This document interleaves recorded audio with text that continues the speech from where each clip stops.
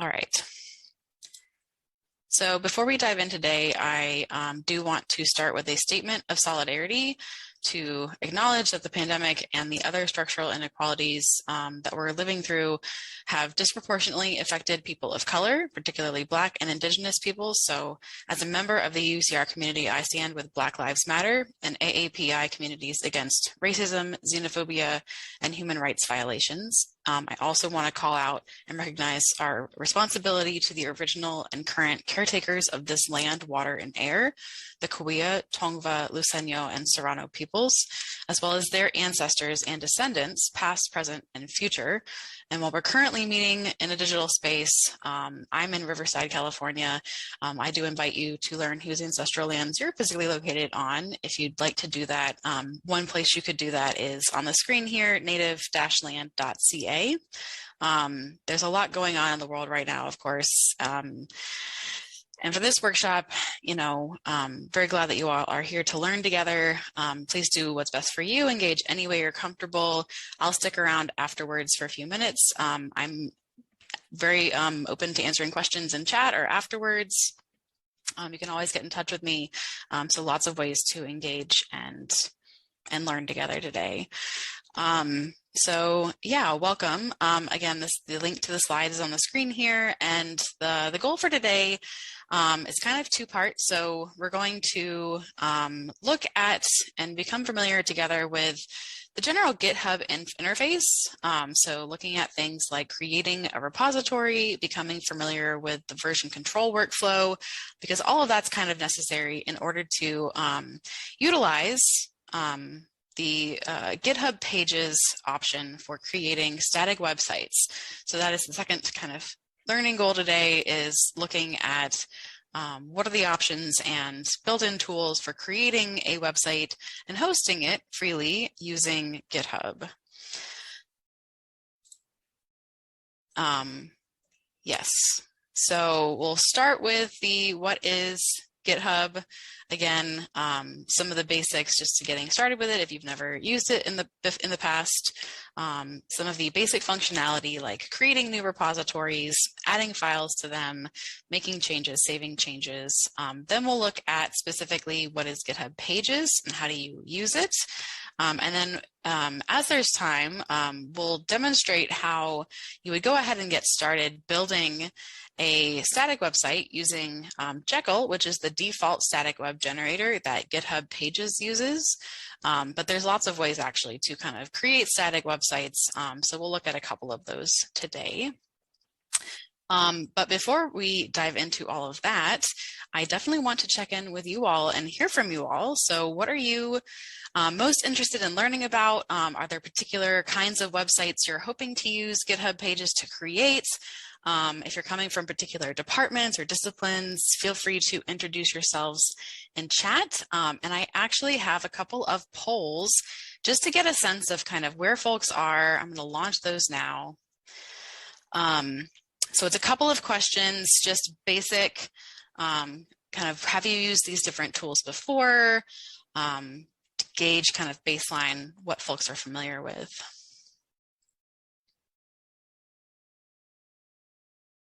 So I'll let this run for a little bit. I know it's a few questions to click through.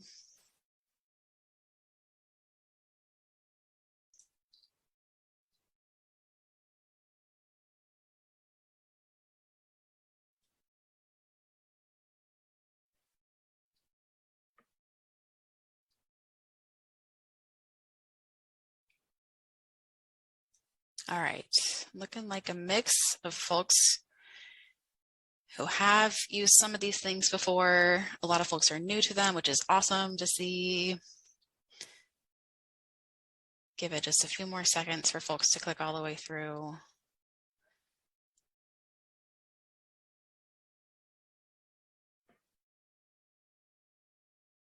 All right, looks like it's wrapping up, so I'm gonna go ahead and end the poll. I apologize if you are not clicked in. So I'm going to go ahead and share those results with folks. So it looks like we have a split of folks who have used GitHub before. Some folks have used Git before, and I ask that because a lot of the way the GitHub interface is designed is around Git version control, so familiarity with that. We'll cover all of the kind of basics in terms of language and terminology, but GitHub was designed for a particular purpose. And then mostly folks don't have experience creating static websites, which is totally fair. And then a mix for familiarity with markup languages like HTML or Markdown. Awesome. So good to see a split, and this is helpful for me to kind of know in terms of basic background information. So I'll stop sharing that. Awesome, and thanks for folks introducing yourselves in chat as well. Some folks are here from different departments learning, wanting to learn how to create different kinds of personal or professional websites, wedding websites, awesome. Yeah, and then interest in GitHub in general. So we'll definitely cover some of the basics of GitHub and then how you would use the particular service GitHub Pages to create websites. So we can dive right in. Again, feel free to drop questions throughout us in chat, and I will do my best to keep an eye on that. And if they are able to be answered quickly, I'll answer them. And there's also going to be plenty of time at the end to circle back to maybe more advanced things. All right, so GitHub. What is GitHub? So GitHub is a proprietary platform. It's a company that provides web content hosting primarily for software development and version control. So in very simplified terms, it's a website owned by the parent company, Microsoft, where millions of software developers, as well as folks from a variety of industries and professions, including higher education, collaborate on and share their code. And GitHub runs on Git. This is an important distinction to make, and it kind of, again, gets at why GitHub is structured the way it is, why it's even called the thing it is. Yeah, so GitHub itself is a proprietary platform, but it's built on top of Git, which is an open source version control system that allows multiple people to simultaneously work on the same source code that lives in a repository. And folks can then branch off. Again, this is the language that we'll be seeing a lot of today. You can branch off pieces of that source code, work on it locally, and then merge those pieces back into the main source code and resolve conflicts when you're doing that. Of course, if folks have made changes to the same pieces, the same sections or maybe dependencies within the source code. So this is all what Git and GitHub were designed to help alleviate, issues of collaboration on code. And of course, we're using a distributed version control system like Git, folks can do all of this work locally on their own computers, but then track things centrally. So it's a really powerful tool for version control. There are 3 different types of GitHub accounts. So when you sign up, everyone who uses GitHub does so through a personal account. But then organizations are they're shared accounts for multiple individuals to collaborate on multiple projects, and organizations also allow people's, personal accounts to be granted different levels of access and roles within the organization. And you can sign up for a free account, personal and organization, but then enterprise accounts exist to allow administrators to centrally manage, policy and billing for multiple individuals or organizations. If, for instance, a company wanted to use GitHub to do as their central software development hub, as many companies do.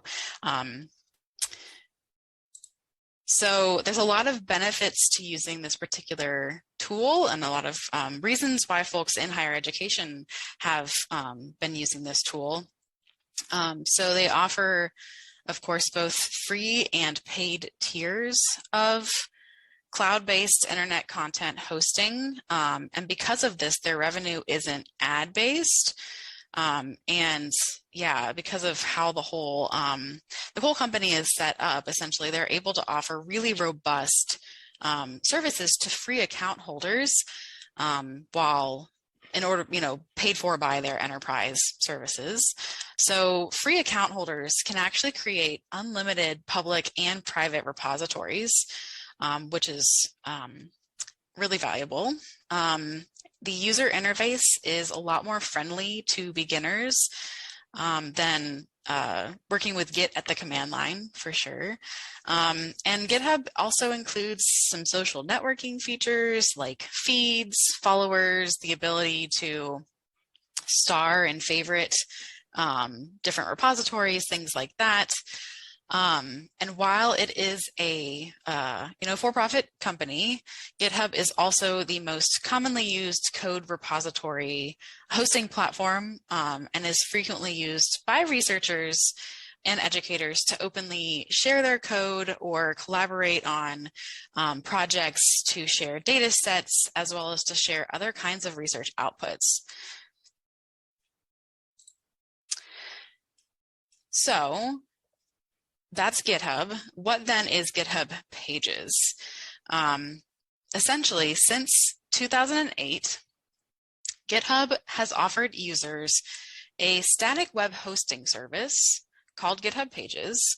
That was originally designed for users to host blogs or project documentation, but there's not really a limit on what kind of content. Well, there are limits on what kind of content you can put in here. We'll talk about specific limits, but it's been used for a lot more than just blogs and project documentation since it was first developed. So how does this work? What is this platform? So GitHub Pages hosts static websites, and we're going to define that. We're going to get into what that means in a second. But it takes static website files and it publishes them to the web from a user's GitHub repositories. It will publish any web page files in a repository if you identify that repository. You can check a box and say, this repository is a GitHub Pages repository. So look for my web files and create a website with them. So you can do this in a couple of different ways. You can do this by creating your own HTML, CSS, and JavaScript files, taking those straight from a repository, or you could use a static site generator to build your site for you from plain text files. So by default, GitHub uses Jekyll as its static site generator of choice. And there's actually a one button click option to create a new Jekyll site from a GitHub repository, an empty new repository, and choosing from a limited selection of themes. So that's one way. It is quite quick to get this up and running, but it is also helpful to kind of know what all the options are and how it works. So you might be, of course, wondering, you're using all these phrases like static website, hold on, what does this mean? So in order to really kind of walk through and understand if GitHub Pages is going to be a good option for you, for the kinds of websites you want to build, and for your hosting needs, I think it is useful to kind of back up a step and really talk about, okay, what do we mean when we say static website? But to answer that, it's even helpful to kind of back up a step further and really lay out, well, what are we talking about when we say website? So when we use this word, website, and of course, this may not be new information for a lot of you, but I do find it's helpful to kind of, in order to set us up for looking at more complex topics, go back to the basics. So when we say website, what we're really talking about is a collection of web pages that are grouped under a shared domain name. So in this example on the slide here, we have a website that's hosted at coolsite.net.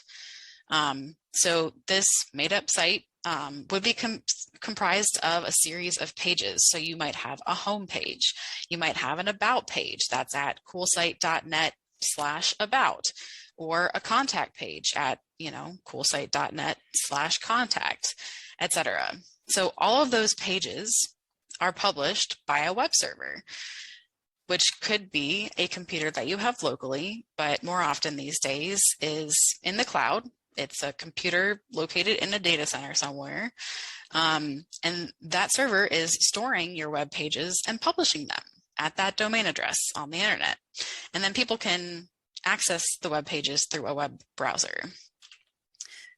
Specifically though, when I say, on GitHub, you can create a repository with website files or web page files. What are the types of files that we're actually talking about?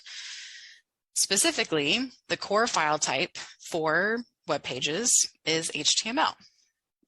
So HTML is a file that specifies both the content, but also the document structure and layout of that content. So in terms of headings, paragraphs, tables, etc., as well as kind of more complex document details for your web page. And then all these other pieces are things that most websites have, but ultimately when you come down to it, all you really need is an HTML file. That is the kind of core piece, but you'll see things like CSS that adds styling and presentation details. So things like changing the font color or size or visual layouts of your pages. JavaScript adds dynamic or interactive elements. So, things like embedded media players, like the YouTube player, or user input and output buttons, asking people to put in, input different pieces of information, that sort of thing, as well as, things like media files or in more advanced cases, database files. So I have a link here at the bottom of this slide. Again, we've offered a lot of different workshops in the past. We've done workshops specifically about different digital publishing topics on things like choosing a platform or sharing your research online in different ways. So I'll point you all, if you're interested in more of this sort of background information or other things besides GitHub Pages, definitely, again, check out our workshop playlist on YouTube. We're at UCR Libraries on YouTube for more info there. So that's websites. Again, when we're talking about static websites, we are talking about, we're talking about, or like tools like GitHub Pages. We're talking about tools that are serving up web page files as is, pre-existing website files being served up to the browser. And those, again, could be HTML files, CSS, JavaScript, etc. But the files are created and exist in static form before the server publishes them to the internet. And that is in direct contrast with a large percentage of the websites on the internet, which are actually published dynamically. They're generated on the fly when people point their browsers at the website. So WordPress is a great example of this because, of course, it powers something like a quarter, maybe even a third of the internet. But those sorts of tools, content management systems that are dynamically generating HTML files when somebody actually goes and looks at the website, they have both kind of pros and cons compared to static websites. So with the content management systems, you'll get things like really robust user interfaces for editing the content. If you've ever used the back end of WordPress or Drupal or any of those, then you may be familiar with the user interface that I'm referring to. They can change and customize the content and the way that content is appearing very quickly, very often. You can swap in and out themes really easily. You can do that to some extent with Jekyll, but it might be more robust or easier in content management systems.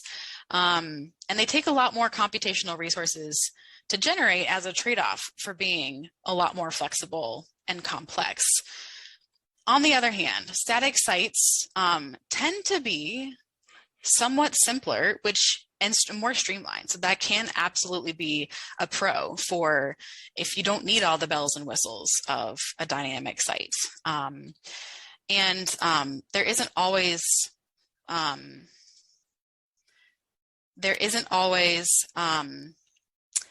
a huge trade-off in terms of interactivity. There's a lot of interactivity you can still achieve through JavaScript.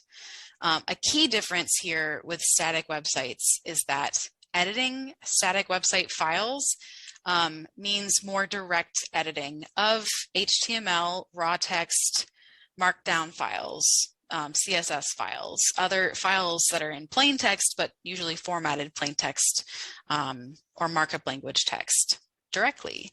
And then another benefit in terms of serving up these sites is that they're less computationally resource intensive. So they can be cheaper to host, easier to access for folks in different parts of the world.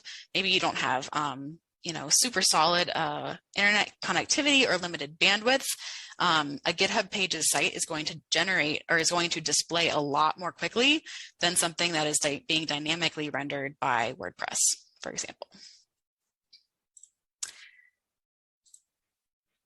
All right, so going back to GitHub Pages, there are essentially a couple different types of GitHub Pages sites that you can create.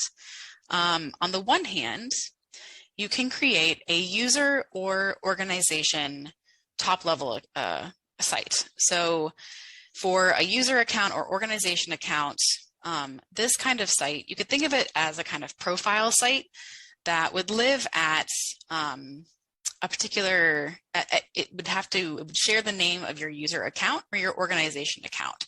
So it'll live at username .github.io or organization name.github.io, and everybody just gets one of those. On the other hand, you can create unlimited project sites, and those would live at whatever your username is, .github.io / and then the name of the repository that they're located in.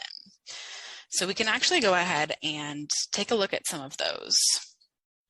So if we wanted to look at an example of an organization's site, so I'm clicking over here into GitHub. So this is PyOpenSci. This is a repository that is located at pyopensci.github.io, and that is the name of the repository. So you have to specifically name your user or organization repository in this way, and then that will be served up to the browser at that address. So this is what the repository looks like. We'll go into a little bit more detail in terms of the GitHub interface in a minute, but what we're looking at right now is the repository for this website, and it was generated with Jekyll. So we've got a bunch of different types of files in here, but essentially if we point our web browser at pyopensci.github.io and I hit enter, it's going to resolve to this is the website. This is the Jekyll built static website for PyOpenSci, which is a really fantastic organization that promotes open and reproducible research through the peer review of Python packages modeled after our OpenSci. So this is a GitHub Pages site using a Jekyll theme called Minimal Mistakes. And they're actually using a custom domain. So the URL for the site is pyopensci.org. But when I typed in the organization.github.io address, it navigated there. It resolved to their custom domain. We could also look at an example of a project site. Again, or I'm not sure that I've mentioned this, but you can create unlimited project sites. And you, again, could use Jekyll, or you can simply put HTML or CSS or JavaScript files in a repository, mark it as a GitHub Pages repository, and just tell GitHub, this repository should be a website. So this is a fun example where it is simple, flat HTML pages. There's also some JavaScript, but essentially this is a project repository at this person's account, and the name of the repository is One HTML Page Challenge, and it is in fact one HTML page itself, and the challenge is to practice your skills with the web development. So you would create your own copy of this and then submit an entry. So in here, we've got all these different HTML pages that people have created and contributed to this. So we could go ahead and look at any of them. And if we're looking just at the raw HTML, we'll see that there's embedded JavaScript. There may be some embedded CSS because there's no separate files. It's all just here in this HTML file. So that is one option. And then if we go ahead and go to, again, metroxe.github.io/one HTML page challenge, and hit enter, it's going to resolve to, again, they have a custom domain that they're using. So you wouldn't even know that this is GitHub Pages if there's no, I mean, it's obvious here that people often will link back to the repository where the website's hosted if it's something like a challenge like this that they want people to submit to, but this is one HTML page that is being served up, again, with some JavaScript. But we could go to any of the additional HTML pages that are in there. This one is fun. It's JavaScript fireworks. So when you click, you get fireworks, and there's all these different settings over here. But yeah, that's essentially a good example of a project repository where it's just using HTML.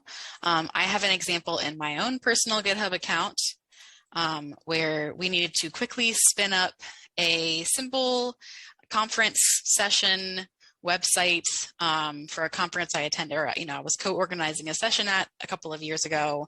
So this is in my own account. It's a repository called AMS 2021, just an event that happened at a conference.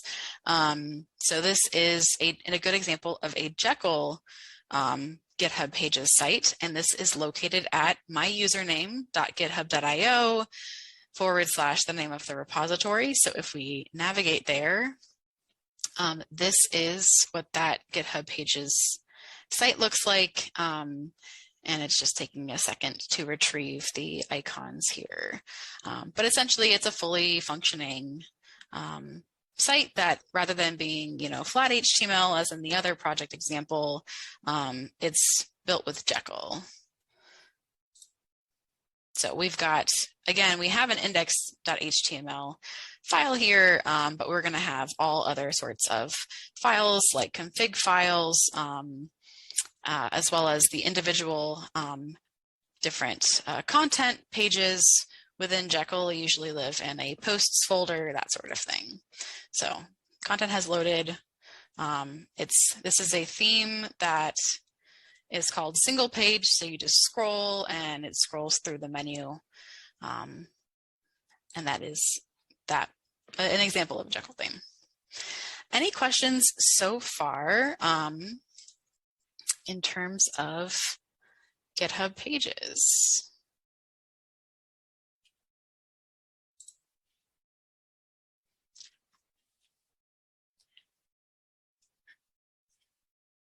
So I just have a few more slides to kind of wrap up basic details. Awesome, Ricardo. So definitely share questions in chat. And while folks are typing questions, I'm just going to wrap up the last little bits of detail, and then we can turn to doing more of a hands-on demo of how you would get started using GitHub and GitHub Pages. So there are some limitations to be aware of. So in terms of prohibited uses, you cannot use a GitHub Pages site to run an online business. and conduct commercial transactions. You can also not use these sites for sensitive transactions like sending or receiving passwords or credit card numbers. And your use of GitHub Pages sites is subject to the GitHub overall terms of service, and that includes restrictions on violent, threatening, or sexually obscene content. In terms of technical limits, GitHub Pages source repositories have a recommended size limit of 1 gigabyte, which again, if we're talking about the flat text files, you won't really push up against that right away. But if you're including a lot of media files in the GitHub repository, especially video, that's something you might want to be aware of. Published sites do have a hard limit of 1 gigabyte. The site itself can't be more than 1 gigabyte when you publish it. And there's some soft bandwidth limitations. So if your site gets an extreme amount of traffic, you might receive a polite email from GitHub support suggesting strategies to reduce your site's impact on their servers. And then, of course, in terms of legal or ethical considerations, it may not be appropriate to use GitHub Pages if you need a high degree of control over access to your site's content, or if you need to keep some or all of that content private. And something very important to note, GitHub Pages sites are publicly available on the internet by default, even if the repository is private. And free accounts can only create GitHub Pages sites from public repositories. So that may be a limitation depending on the kind of content you want to use in your site. Yeah, and if you have, of course, sensitive or restricted data, this is probably not going to be a good option for you, and you'd want to remove any sensitive data before publishing something, before publishing a site from that sort of repository. So when might this be a good option for folks in higher education, for researchers, students, other folks here? Some of you have shared, of course, the use cases you're thinking of. So on the one hand, this is an excellent alternative to more costly commercial web hosting services like Wix, Weebly, Squarespace, especially when you don't need the commercial transaction features that those services offer. It's also a good alternative to more complex content management systems. Again, thinking about GitHub Pages and static sites as an alternative to things like WordPress or Drupal, or especially if you're just if you want, a high degree of control over the appearance of your site, and perhaps if content is more important to you, if you're just needing to create a resume or a CV or biography sort of site, you may not need all the bells and whistles of a complex content management system like WordPress. It's also a great option for quickly creating and reusing simple websites for events, especially if there are limitations. I know for a lot of, organizations or things that don't have a simple institutional home, there's sometimes pushback to hosting, long-term hosting of things at a particular .edu, institution. So this might be a solution you could investigate. And then, of course, it's great for self-publishing certain kinds of writing. So academic authors across disciplines have been using GitHub and GitHub Pages for years for sharing data sets, lab notebooks, tutorials, syllabi, and a lot more. So really a lot that you can do with this. So just to answer the questions that have been posed in chat, these sites are actually hosted on GitHub. You can do this by creating a free account, and you can create an account where you advertise yourself and services, but you can't perform commercial transactions or send and receive credit card numbers and things like that using this. So you would be better off using a commercial web hosting service like Wix, Weebly, one of those, if you're hoping to run an online business. Are there any other questions before we dive into a kind of hands-on demo?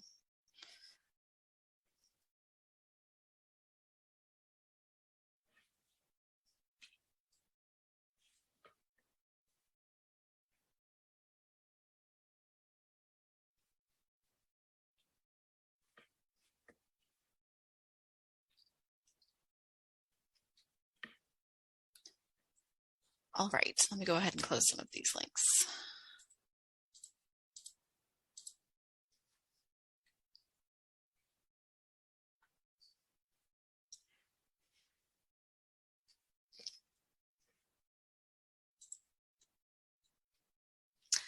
Yes, so again, I'll point you all, and there's some great questions in chat. I'll point you to the GitHub Terms of Service. Those are what govern what you can and cannot do with any of GitHub's services, including GitHub Pages. And in fact, the GitHub documentation site, which is located at docs.github.com.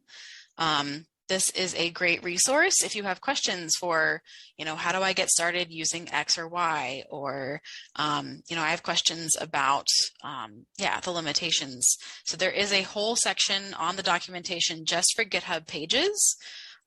Or if you're new to GitHub in general, there's several resources for getting started and tutorials you might want to walk through on the Getting Started section of this documentations page.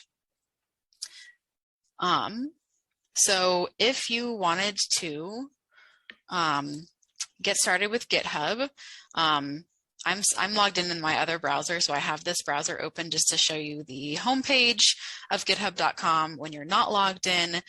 So anyone can create a free account on github.com by clicking on sign up, and you will be prompted to put in your email address and create a password, and then you will be able to sign in with that in the future. Once you are logged in, you will have an account, and as you create more additional repositories, they will show up in your account. So that's the page that I'm on now, is my own personal account and repositories I've created. So there are a number of things that you can do in GitHub right here in the browser without installing anything extra. If, however, you want to use GitHub locally on your own computer, or use a more complicated, I shouldn't say more complicated, but more robust workflow with Git, you can, again, navigate to the documentation page to get started. And under Getting Started, there are resources here for installing Git and GitHub. There is a GitHub desktop client that you could use if you want, and all of that is an option. But you do not strictly need to do so if you just want to use GitHub Pages. You can do everything technically in the browser. And so I'll show you how to do that today. So just so we can kind of get familiar with the GitHub interface for folks for whom this is a new experience playing around in GitHub, let's go ahead and create a new repository and just talk a little bit about what that looks like, the decisions you have to make, and then how you would turn that repository into a GitHub Pages site. And please do ask questions throughout. I see someone with their hand raised. Would you be comfortable asking your question in chat for the purposes of the recording? Sure. Thank you so much.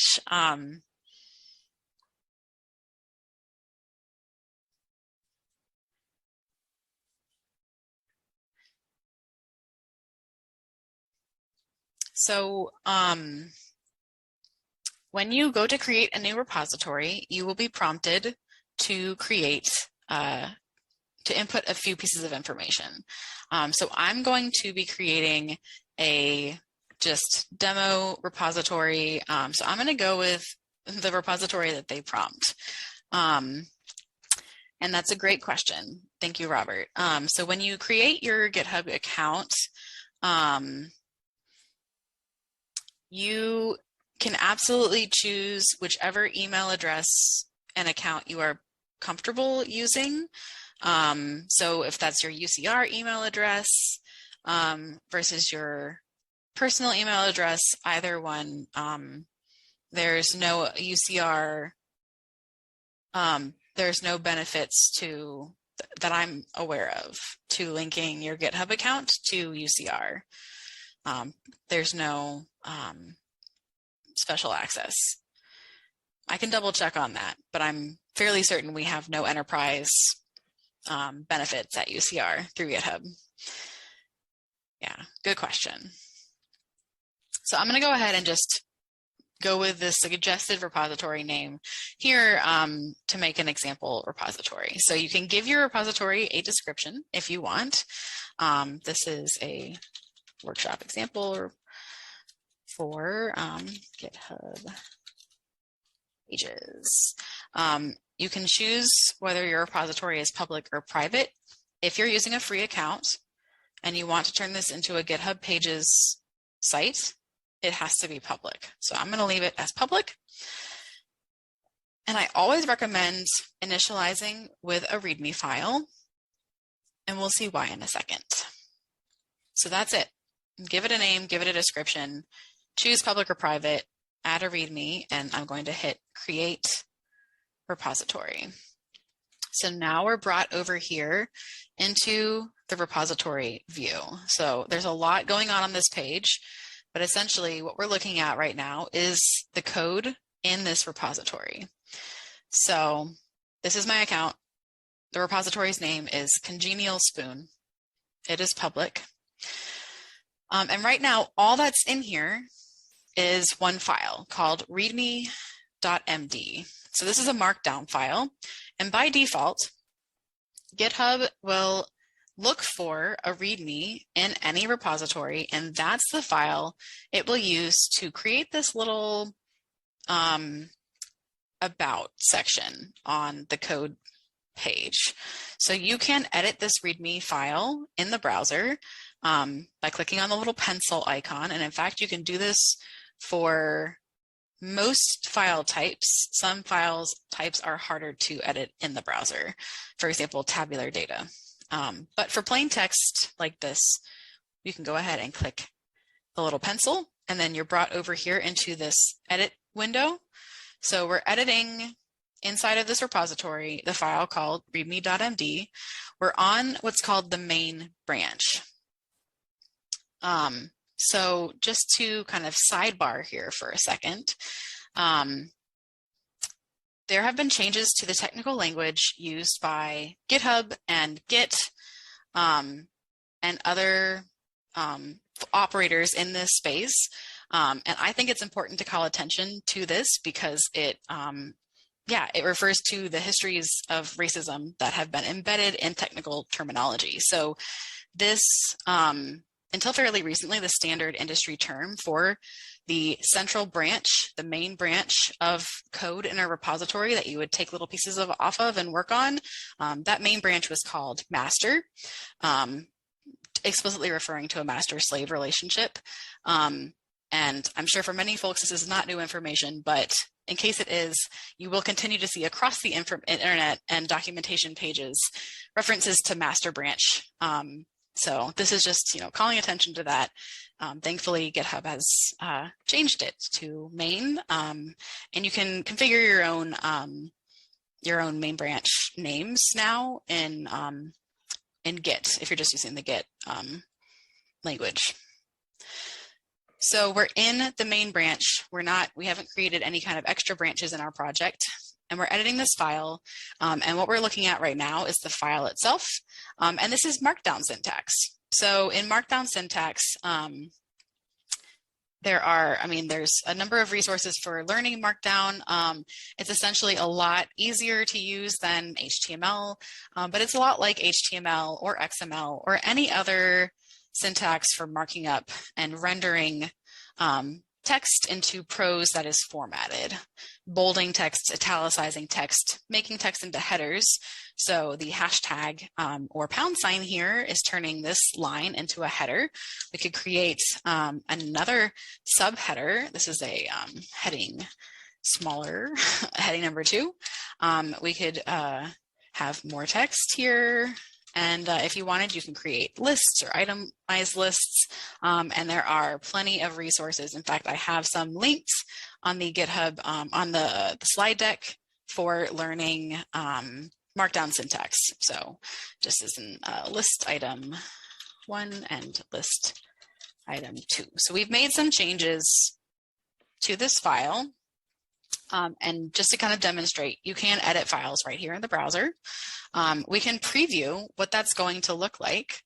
And the render works for a variety of types of files. It won't work for all of them, but yeah, GitHub recognizes, it will try and render all markdown sorts of syntax. So we've got this heading level 2. We've got our little list here. So if you're happy with your changes, anytime you make a change in the Git version control system, it is called committing.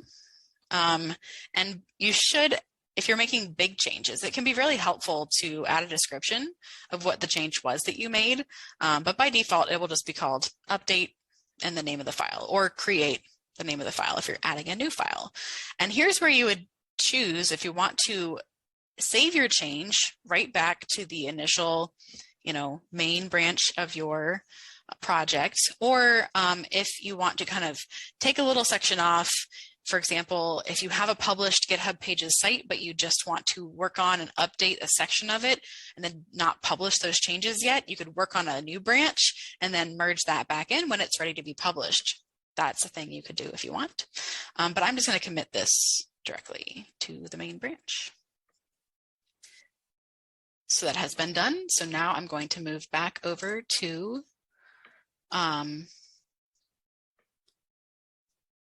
the repository, and so now we've got an updated README file here in our repository.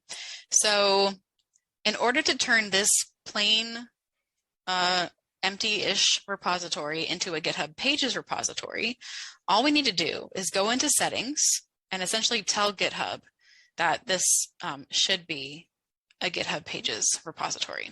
So we go into settings, and on the left-hand sidebar, there is a section for pages.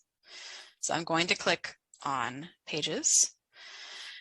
And then if you are going to be adding your own HTML, CSS, JavaScript files, all you need to do is just identify, okay, I'm going to use the main branch, or I'm going to add a new branch and use that. So wherever you're going to add the source files for your GitHub Pages website, main branch, you could even add a new folder here if you wanted. I'm just going to have the main folder, the main root on this branch, be the source repository for my files. And I'm going to hit save. This is also where you would turn it into a Jekyll site, but just to demonstrate how you would do it with plain HTML, starting simple, then moving to complex, this is where you do that. So we've done that now. We have turned on GitHub Pages for this repository. So now if we go back over to code, nothing has changed. So what we can do is, if we wanted, point our browser at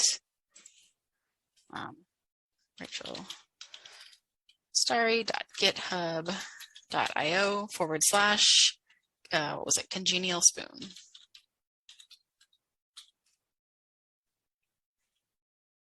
And it has not been built yet. So it will take a few seconds. In fact, while we wait for it to build, let's go ahead and go back over here and create, because it's actually going to take longer for the Jekyll site to build. So I'm going to create another new repository. So if you're already on your repositories page, you can click the little new repository button. Otherwise, up in the top right-hand corner, you can click the plus sign, and that will let you create a bunch of things, including a new repository.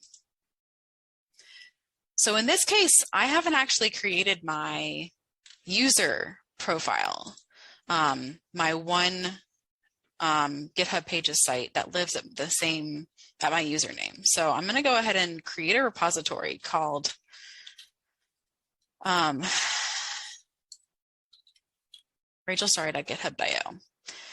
Again, this is the official name that you have to use if you want to create your top level user site. GitHub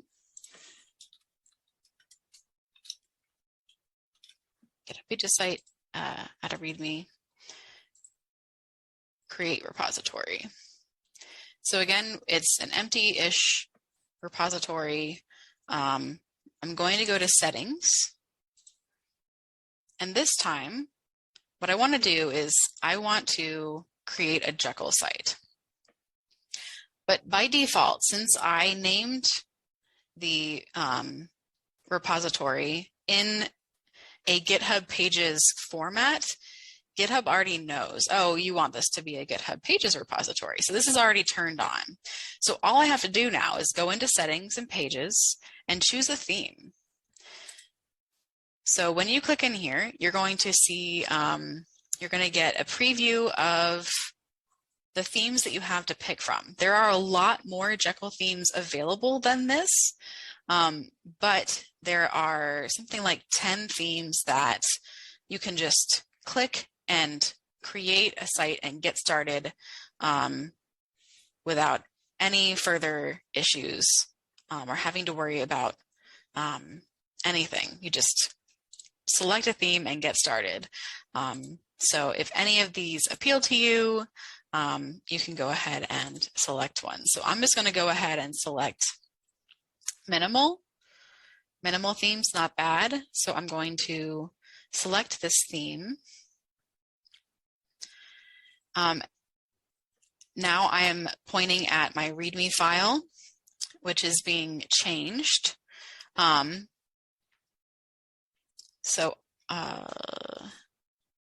In main, I thought I had a README file, but you know what, it's all good. So this is committing a changes, is creating readme.md in the main branch. And I'm going to hit, oh, you know, that's because I know why. Commit changes. So I actually have, no, there's only one branch. In any case, so now here we have two files. We have a readme.md and a config.yml, which is another brand of markdown YAML file. So there are instructions. If you select one of the preset Jekyll themes, essentially the README is going to be configured with instructions for you on how to further customize your site. So you can use the editor, again, in here to preview this. It gives a little bit of information on markdown syntax, how to change details in the config file, etc. Links out to that. So now if we navigate to, this is going to take a second though.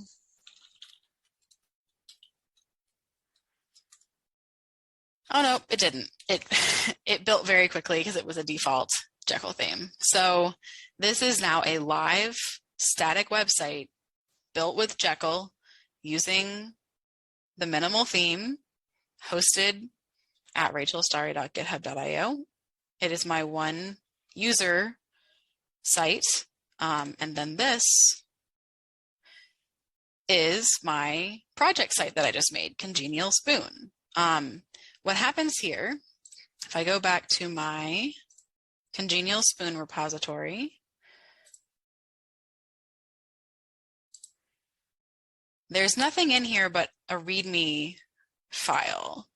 So GitHub said, okay, you told me to make a GitHub Pages site out of this repository. All I see is a markdown file. So I'm going to serve that up web address. What we can do is we could add a file in here. So if you wanted to add in, HTML files, whatever, I've got some, HTML just lying around. So you can add HTML in here. This is very, very, very streamlined HTML with a head and body section. We've got a title for the page.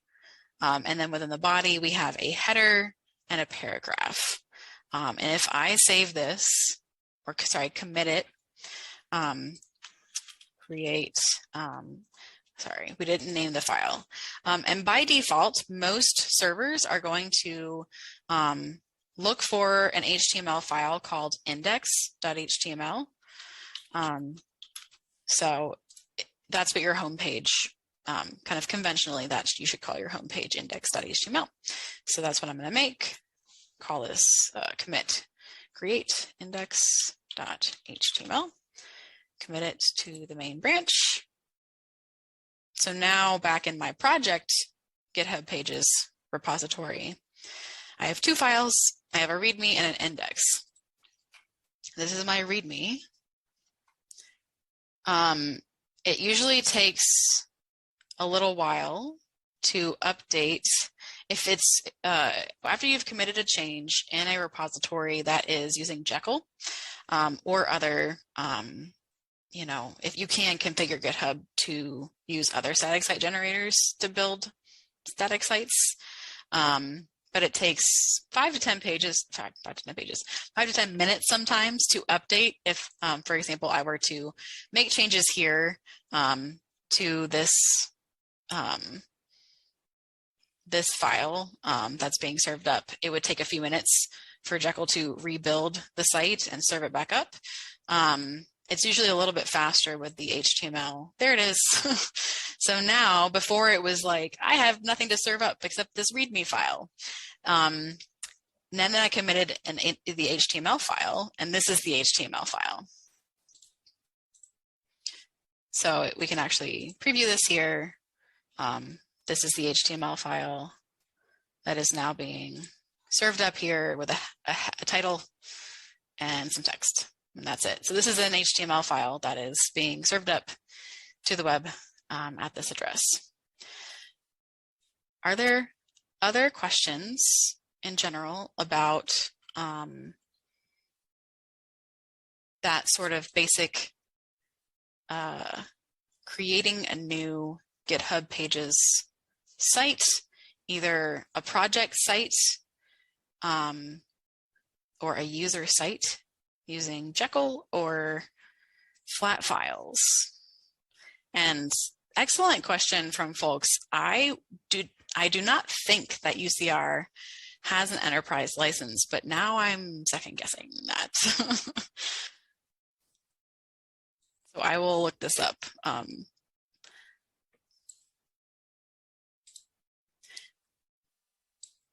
So other questions?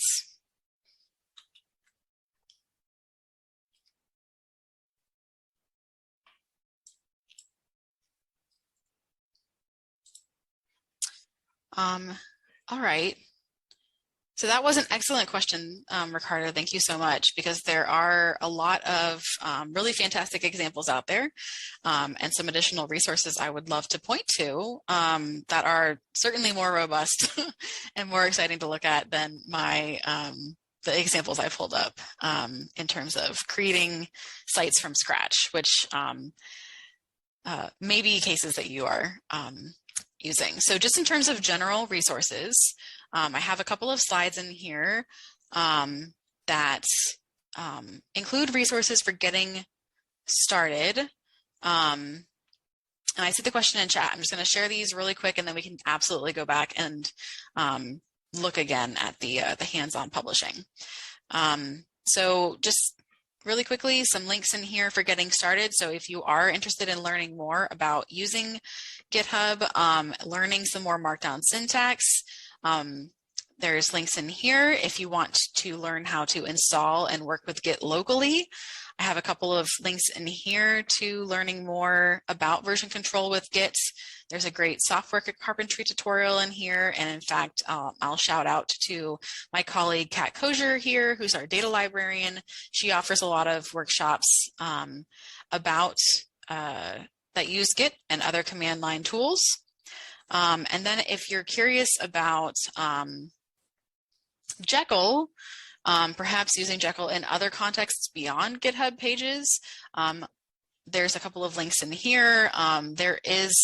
You can absolutely download and install Git, GitHub Desktop, Jekyll, all this locally, kind of build your websites locally and then push them up to GitHub for hosting. That's a workflow. If you're interested in that, it's a little more advanced. And if you're using a Windows machine, it's something to be aware of. Jekyll wasn't designed to work super well on Windows. So there's just a couple of additional dependencies. So there's a specific link here if you want to. It's not hard. It's really not difficult to get Jekyll working on Windows. It's just kind of one extra step. You want to make sure you use a certain bundler. So there's a link here for running Ruby and Jekyll on Windows. But what's really fun is exploring all the different Jekyll theme templates that are hosted on GitHub. So there are over 1,500 Jekyll themes on GitHub, and if you sort them, by the most starred or the most forked, which is just making a copy of somebody else's repository, these are some of the most commonly used Jekyll themes. You can, after you've created a GitHub account, fork any of these repositories. Some of them are in fact set up and they have instructions in them that say fork this repo to get started, and you can just make a local copy, local in your own account of this theme, add your own content, and you have a functioning website ready to go. So that is absolutely an option. Thank you so much, William, for sharing the link again to the slides in chat. Thank you. And I believe, yes, that Jekyll does work fine on Linux, but I would have to double check that for you. So there's some really awesome themes in here. This Owlfolio, as well as academic, there's a few themes that in particular are designed for kind of academic portfolio websites. There are some for, setting up a wedding website, things like that. And yeah, so I do want to get back to the question about where we publish the site. So let's see. You've uploaded your HTML file and you have the website URL, but it's not published yet. It does take a few minutes. So sometimes you're just getting a 404 error. Okay, so what might be happening is, no worries. It might take a few minutes, but also we want to double check. We want to go into settings and ensure that your site is set up for GitHub Pages. That's a really important step. And I hope I didn't gloss over it or move too quickly through that. After you've created a repository, you have to go into your settings, and under Pages, you have to tell GitHub to look for your HTML page. Otherwise, it's not even going to look for it to serve up a site.